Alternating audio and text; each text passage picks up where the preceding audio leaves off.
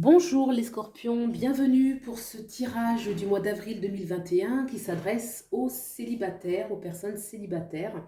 Donc on va regarder un petit peu vos énergies vis-à-vis de votre vie sentimentale, particulièrement dans ces trois cartes ici à gauche. La carte au-dessus, c'est une carte de bascule qui va amener vers les nouvelles énergies beaucoup plus propices à une nouvelle relation sentimentale. J'ai ensuite interrogé deux oracles pour avoir avec celle-ci un message, les deux sont un message pour vous, et celle-ci va nous parler davantage un petit peu de manière très générale de la prochaine relation. Voilà, donc c'est parti pour les scorpions, vos énergies actuelles, qui peut expliquer certaines choses. Alors, on a la carte de la carte de la lune sur le domaine sentimental. La lune nous parle d'hésitation. On peut avec la lune ne pas être... La lune, c'est aussi la carte de l'inconscient, hein. Au niveau de l'inconscient, il peut y avoir des doutes, il peut y avoir des retenues, hein. La lune, c'est l'énergie de la nuit, donc ce n'est pas encore pleinement en plein jour, hein. Donc il y a une notion encore de cacher, les choses qui sont cachées, où on a des choix à prendre. Voilà, donc on voit cette lune, d'ailleurs, elle a une petite mine un petit peu timide, j'ai envie de dire. Donc elle est vraiment dans une énergie un peu d'hésitation, où voilà, on peut avoir des doutes. Il y a le côté un peu subconscient, fantasque de la lune. Donc voilà, la lune n'est pas encore dans une énergie où on va vraiment manifester la relation. Et oui, le côté rêveur aussi de la lune, hein, parce que c'est le côté subconscient ou la rêverie. Et on retrouve ici le 4 de coupe, où on voit un personnage qui est manifestement plutôt nostalgique, rêveuse, voilà, contre un arbre, elle n'est pas dans l'action, elle est plutôt passive, elle attend. Il y a une quatrième coupe qui lui est tendue en haut au ciel, mais elle ne la voit pas. Donc il y a un déséquilibre, hein, puisque le 4, c'est le chiffre de la stabilité. Or, elle ne voit que les trois coupes. Elle ne voit pas la carte, la coupe qui lui est apportée en haut au ciel sur sa droite, parce qu'elle est trop prise dans ses rêveries, elle est trop prise dans son introspection, elle est trop prise dans l'énergie de la lune, qui est l'énergie un peu cachée en dessous, dans le subconscient, dans l'inconscient, où on n'est pas pleinement dans la réalité, et on voit clairement que cette personnage-là a les yeux fermés, hein, et elle ne voit pas ce qui se passe autour d'elle. On a cette carte ensuite du 6 d'épée, donc ça c'est une bonne carte qui parle qu'on a pris la décision, de changer les choses, on sent qu'il y a quelque chose à changer de façon peut-être radicale. Donc on voit deux personnages qui quittent une rive pour aller vers une autre, ils savent pas vraiment où ils vont, mais en tout cas ils savent qu'ils doivent partir, hein, vraiment. Voilà, donc là on sort un petit peu de ces énergies plutôt intérieures, un peu floues.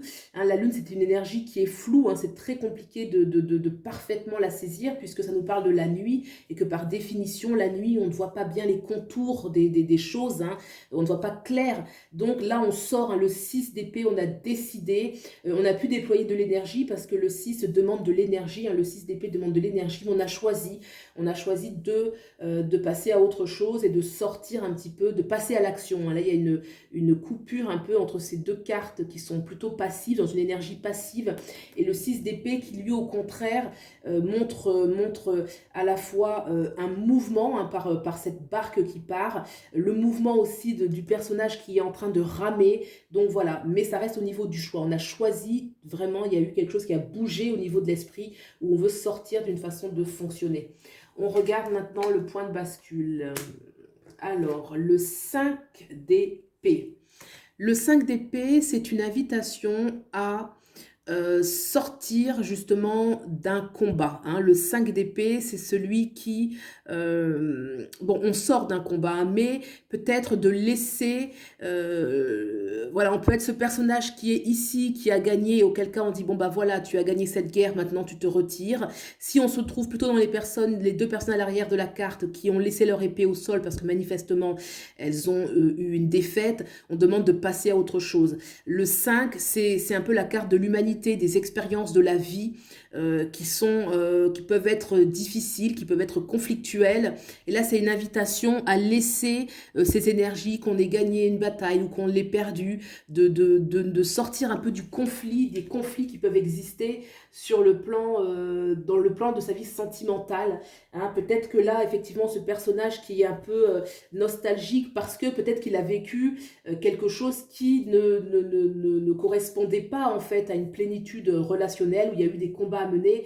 Et là, on demande de laisser derrière soi tout, les conflits en fait, les conflits qu'on a pu connaître et une notion avec le 5 de juste c'est la vie. Et c'est difficile de l'entendre, ça c'est la vie, parce que des fois on peut ne pas comprendre pourquoi on a vécu certaines choses, mais il n'y a pas d'autre explication que ça fait partie de la vie, que ce sont des expériences qui de toute façon peuvent nous forger aussi dans notre caractère, nous permettre d'aller plus profond en nous-mêmes. Voilà, en tout cas une invitation à sortir, laisser de côté pour partir dans de nouvelles énergies, ne pas rester dans l'énergie du conflit. Donc, on va regarder les nouvelles énergies. La roue de fortune, très belle carte majeure. La justice, deuxième carte majeure. La papesse, donc là, on a 3 arcades majeures. Donc, ça vaut vraiment la peine de passer par cette phase parce que là, on a des énergies qui sont très fortes et qui peuvent vraiment vous marquer dans votre expérience.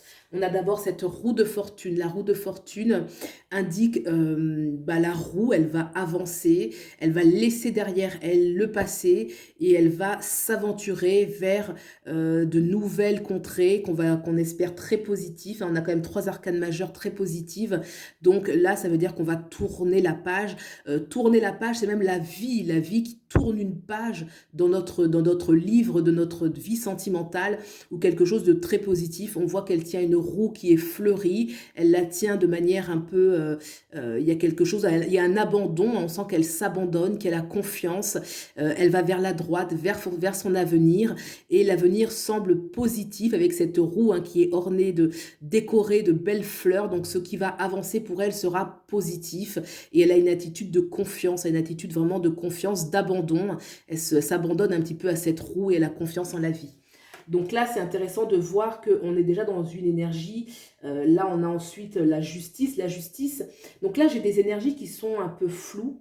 Et là, c'est des énergies vraiment d'affirmation. Ce sont des cartes, ce sont des majeures, bien sûr, mais il y a de l'énergie. Elles sont réalistes, ces cartes-là. Vous voyez, on a, là, c'était un peu flou. Regardez comment c'est réaliste encore ici avec cette justice. On voit qu'elle a... alors, est-ce que ça zoome bien ici? J'ai l'impression qu'il y a un petit... Voilà. Donc là, on voit qu'il y a une clarté d'esprit, j'ai envie de dire, qu'elle est bien dans la matière. Là, elle n'est pas dans le flou, c'est une justice qui voit clair sur les choix qu'elle a à prendre. Elle n'a pas les yeux bandés comme dans d'autres cartes. Elle a les yeux bien ouverts, elle est debout, donc elle sait qu'il y a une certaine rectitude, elle agit concrètement dans sa vie. Donc la justice peut annoncer bien sûr une grande rigueur, il y a cette épée comme ça qu'elle brandit, donc il y a une notion de choix, de trancher aussi. Hein. La justice, elle a le pouvoir de trancher, de décider la direction des choses. Donc c'est intéressant de voir que cette roue de fortune, effectivement, elle va prendre de l'avant, elle va avancer, mais avec cette justice derrière, elle n'avancera pas n'importe où. Hein. La justice va toujours s'assurer qu'elle prenne la bonne route, qu'elle prenne les bonnes déviations, qu'elle ne se perde pas. Il n'y a pas d'énergie où on va comme ça un petit peu à l'aventure, au petit bonheur, la chance. Non, cette fois-ci, on a une plus grande... maîtrise, non pas dans le terme de contrôle, mais de maîtrise parce qu'il y a une lucidité, il y a un pouvoir d'action sur les choses et la roue va pas partir là où le vent va l'emmener, non pas du tout. Cette roue, elle va être canalisée par l'énergie de la justice qui, elle, va savoir l'amener au bon endroit. Et c'est une façon aussi de se rendre justice que d'avoir une certaine maîtrise sur les événements qui vont arriver dans la vie sentimentale. Donc vraiment quelque chose que je trouve très affirmé. Il y a des énergies qui s'affirment et on a la papesse. La papesse est une énergie de grande affirmation. On voit ce personnage qui dégage beaucoup voilà, c'est une personne qui se sent... il y a une grande confiance en elle. On voit une jeune femme qui est belle, qui se sait belle, qui se sent belle. Il n'y a aucun complexe, j'ai envie de dire, qui se dégage de ce personnage. Il y a beaucoup de grâce, donc il y a une certaine, voilà, une certaine force, une certaine beauté, sincérité qui se dégage de ce personnage. Donc moi, je vois quelque chose de très positif. La papesse, c'est aussi l'annonce de quelque chose qui est en gestation. Donc ça veut dire que ça va être très porteur. Il y aura beaucoup de choses qui vont vous amener beaucoup de profondeur. Puisque la papesse, c'est aussi une carte d'intelligence qui parle de connaissance de soi. D'abord, hein, c'est un personnage qui reste centrée d'abord sur elle-même avant de donner aux autres. Donc une grande connaissance de soi, d'où ce sentiment de liberté qui émane d'elle, puisque c'est un personnage qui a la connaissance de soi. Elle n'est pas totalement dévouée aux autres. Elle garde son jardin secret, elle garde une grande force intérieure, une grande force de connaissance. On voit d'ailleurs qu'elle a ce livre déployé un petit peu sur ses genoux, ouvert sur ses genoux, qui montre voilà une grande connaissance. On va voir vraiment la connaissance d'elle-même, par extension la connaissance de la vie, donc vraiment une capacité de générosité ensuite pour les autres. Moi je trouve qu'il y a beaucoup de force qui se dégage, une grande affirmation de soi qui va donner forcément une relation, puisque là dans le domaine sentimental avec ces énergies, on va forcément attirer à soi des relations qui sont porteuses, qui nous font du bien et on fera du bien à l'autre. L'énergie quand même de l'autonomie qui se dégage, c'est-à-dire que même si vous êtes dans une nouvelle relation, on voit que vous avez un certain... Vous n'avez pas une posture de suiveur ou de suiveuse, quoi. Vous restez quand même un petit peu... vous n'êtes pas passif dans la nouvelle relation, quoi. Moi, je vois des énergies où on est actif et où on s'affirme. Voilà, donc on va maintenant regarder les deux oracles.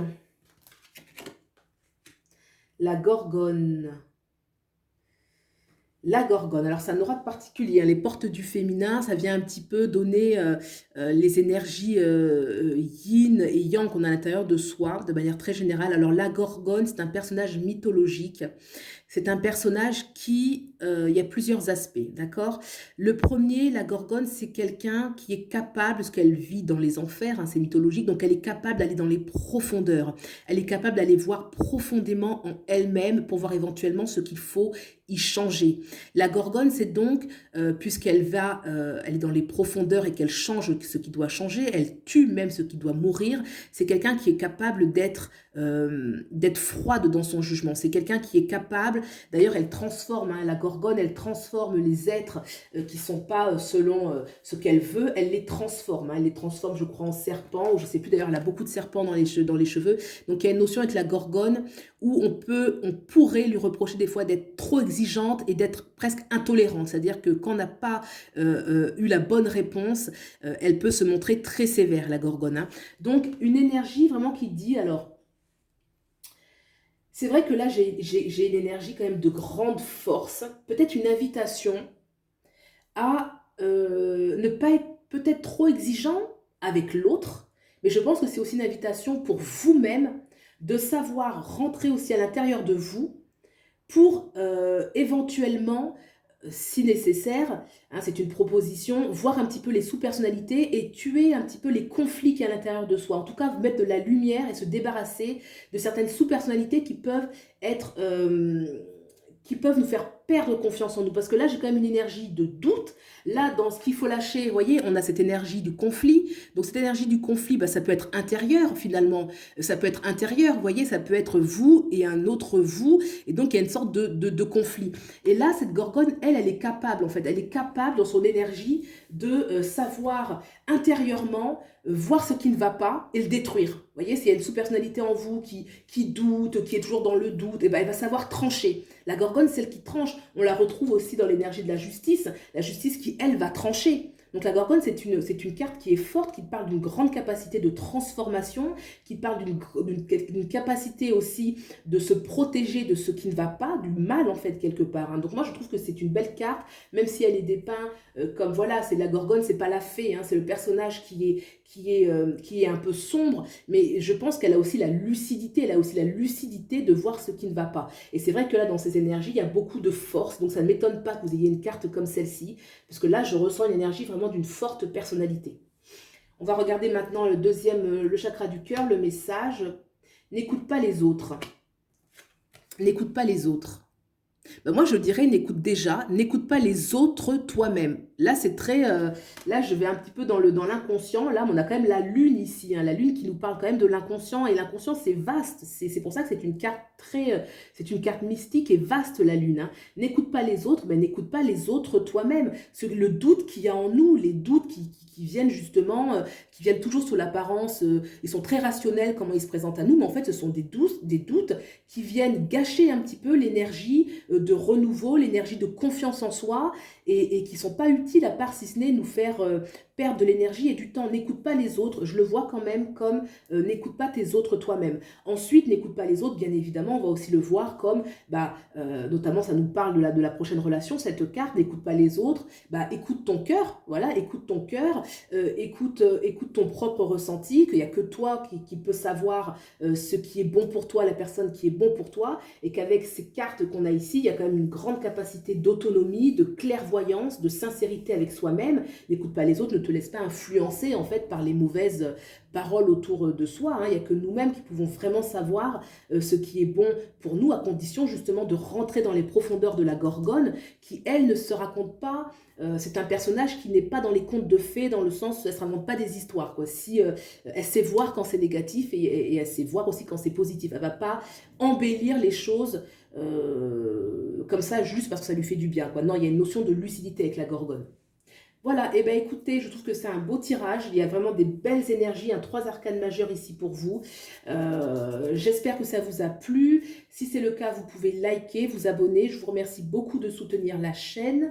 Et puis je vous souhaite le meilleur et puis je vous dis à bientôt. Au revoir.